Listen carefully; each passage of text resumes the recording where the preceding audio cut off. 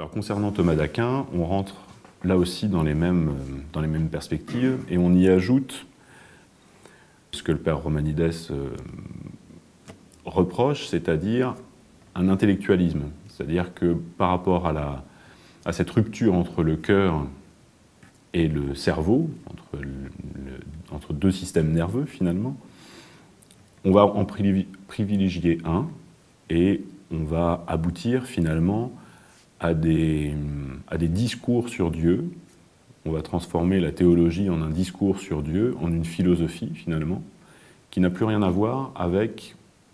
un parcours de vie et d'ascèse qui doit amener à une guérison. Et finalement, on met le doigt dans quelque chose qui tend vers encore plus de maladies, c'est-à-dire vers des réflexions et des cogitations qui n'amènent pas à la guérison, qui peuvent amener à des considérations d'ordre social, voire sociétal, voire politique, théologico-politique, mais plus à cette perspective fondamentale qui est, avant de pouvoir discuter de toutes ces choses, guérissons-nous et soyons sauvés et formons ce que devrait être l'Église,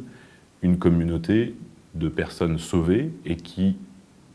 communiquent véritablement avec Dieu, qui n'ont plus besoin de discours sur Dieu et qui n'ont plus besoin de projeter des choses ou d'envisager des choses ou de construire des théories sur Dieu. Et là encore, le mot théorie est mal choisi, disons plutôt des doctrines sur Dieu, puisque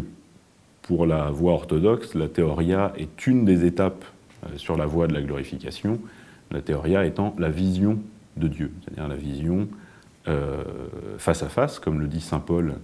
dans ses épîtres. À ce moment-là, quand nous serons glorifiés, nous n'aurons plus une vision comme dans un miroir, c'est-à-dire comme dans une réflexion, mais une vision face à face et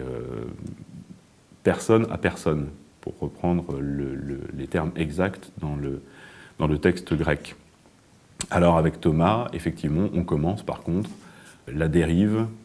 scolastique, la dérive spéculative, qui selon le père Romanides et selon